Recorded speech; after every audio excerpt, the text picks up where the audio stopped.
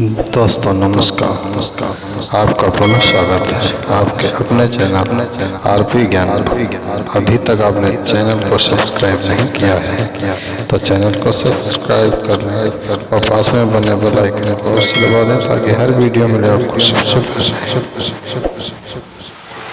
चलिए दोस्तों, आज मैं फिर उपस्थित हूँ अपने यूट्यूब चैनल आरपी ज्ञान पे। आप सभी को आज एक रोचक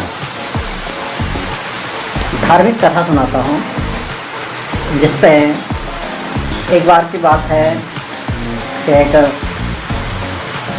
संत हुए जिन्हें लोग जज बाबा कहकर बुलाया करते थे। जिधर भी जाते अन्य संतों के नाम थे, जैसे बाबा रामदास जी, बाबा डोरेदास जी, भूरेदास जी।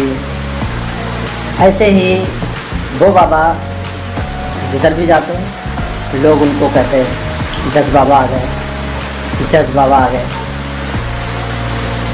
वो जज बाबा के नाम से प्रसिद्ध थे। एक बार किसी संत ने पूछा कि इन्हें जज बाबा क्यों कहा जाता है, तो बताया कि इन्हें जज बाबा ऐसे ही नहीं कहा जाता है, ये वास्तव में जज ही थे। एक गांव पड़ता था, वहाँ पर एक व्यक्ति था केवट नाम का। केवट था तो उससे पहले केवट केवट कहा करते थे। उसके बाद उसका नाम भोला पड़ गया। भोला इसलिए पड़ गया क्योंकि वो जो भी काम करता था उस काम को करने के बाद में वो अक्सर एक लफ्ज़ बोला करता था कि रघुनाथ जी जान, ये काम किया है इसका क्या होगा, रघुनाथ जी जान, हमने जो किया है उसका परिणाम क्या होगा, रघुनाथ जी जान। मतलब हर बात में तो कहता था रघुनाथ जी जान। एक बार की घटना कि उसके लड़कों ने कहा कि पिताजी बहन की शादी करनी है, तो अपने गांव के जो साहूकार हैं उनसे कुछ उधार ले लेते हैं और बहन की शादी कर देते हैं। तो भोला अपने गांव के साहूकार के पास जाता है और उनसे 200 रुपये उधार ले लेता है ब्याज के तौर पे। लिखा पढ़ी कर लेता है, ला करके 200 रुपये अपनी बिटिया की शादी करता है। शादी होने के बाद में तो अपने पारिवारिक भार से मुक्ति पा लेता है और गांव में एक मंदिर था रघुनाथ जी का, उसमें आश्रय ले लेता है, रहने लगता है। उसमें एक मंदिर में पुजारी होता है, पुजारी भी उसमें पूजा करता है। उसी को देख देख करके भोला भी भगवान का स्मरण करने लगता है, चैन से उसका जीवन कटने लगता है। उसके लड़के बाहर कमाई के लिए चले जाते हैं, बाहर से कमाई करके आते हैं तो अपने पिताजी भोला को 200 रुपये देते हैं प्लस और पैसे दे देते हैं। कहते हैं जाइए साहूकार का जो भी कर्जा हो उसको जमा कर दीजिए जा करके और कर्ज से मुक्ति पा जाइए। भोला ऐसा ही करता है। भोला जाते हैं साहूकार के पास। साहूकार ने अपना ब्याज वगैरह जोड़ करके बताया कि 225 रुपये हुए हैं। भोला ने 225 रुपये दे दिए। साहूकार ने जमा रसीद बनाई, हिसाब क्लियर किया कि आज की तारीख में भोला के द्वारा लिया गया संपूर्ण कर्जा अदा किया जाता है। अब भोला के ऊपर कोई शेष रकम बाकी नहीं है और उस पर्ची को भोला को देने लगता है। तो भोला कहता है मैंने कर्जा लिया था, मैंने आपको कर्जा दे दिया, अब जो भी हो रघुनाथ जी जाने, इस पर्ची का हमें क्या करना। साहूकार की नीयत में खोट आ जाती है, उसके ऊपर पाप सवार हो जाता है। वो सोचता है कि इसको ठगा जा सकता है। उसने कहा जाओ पानी ले आओ। भोला पानी लेने चला जाता है। इतनी देर में उसने एक कलम लिया और एक सादे कागज़ के ऊपर कुछ लिख करके दिया, ऐसे ही बना दिया। भोला आया, अपनी वो जो सही में पर्ची जमा की थी उसको अपने बही खाते में रख लिया और वो सादी पर्ची ऐसे ही जिस पे कुछ लिखा हुआ था वो पर्ची भोला को पकड़ा दी। भोला सीधे तौर पे गया, रघुनाथ जी के चरणों में वो पर्ची समर्पित कर दी कि जो भी है ये आप जानो, और उसे लेकर के कहीं रख दिया। तो समय व्यतीत हुआ। समय व्यतीत होने के बाद में उस साहूकार ने कोर्ट में केस कर दिया। भोला ने कर्जा नहीं अदा किया, इतना पैसा दिया था, अभी तक कोई कर्जा वापस नहीं किया। कोर्ट से सम्मन जारी हो जाता है भोला के नाम। भोला को अगले दिन कोर्ट में हाजिर होना होता है। भोला से पूछा जाता है, क्या आपने साहूकार से कर्जा लिया था? हाँ साहब लिया था कर्जा। कितना लिया था? 200 रुपये लिया था। क्या अदा कर दिया? हाँ साहब अदा कर दिया। क्या आपको कोई पर्ची मिली थी? हाँ साहब पर्ची मिली थी। कहाँ है पर्ची? रघुनाथ जी जाने। क्या? हाँ पर्ची तो मिली थी परंतु रघुनाथ जी को सौंप दी थी। हाँ वो रखी होगी पर्ची। ठीक है, पर्ची लाई गई। पर्ची देखा तो जज साहब चौकन्ने हो गए। अरे इस पर तो कुछ नहीं लिखा है, कुछ समझ में नहीं आ रहा है क्या लिखा है, गलत है, ये तो सादा कागज़ है, इस पर कुछ नहीं है। तो रोने लगा। अब भोला फूट फूट कर रोने लगा। रोने वाली बात थी, पैसा उसने चुका दिया था। साहूकार ने कहा था कि अब हमारा अब तक कोई कर लेन देन नहीं रह गया है। साहूकार कह रहा है कि नहीं आपने कोई हमको पैसे नहीं दिए। तब जज ने पूछा, क्या जब आपने साहूकार को पैसे दिए थे तो उस दौरान आपके और साहूकार के बीच में कोई और भी था? तो उसने कहा नहीं। हाँ एक व्यक्ति था, रघुनाथ जी थे हमारे इनके बीच में, जो सदा हर जगह हर समय विराजमान रहते। जज साहब ने सोचा कि कोई रघुनाथ नाम का व्यक्ति होगा। कहाँ रहते हैं? हमारे गांव। ठीक, जाइए आप। जज साहब ने रघुनाथ जी के नाम से सम्मन जारी कर दिया अपने खर्चे से। अगले दिन चपरासी पहुंचता है। पहुंच करके उसने देखा, गांव में पूरे चक्कर मारा, ढूंढा रघुनाथ जी कहाँ रहते हैं।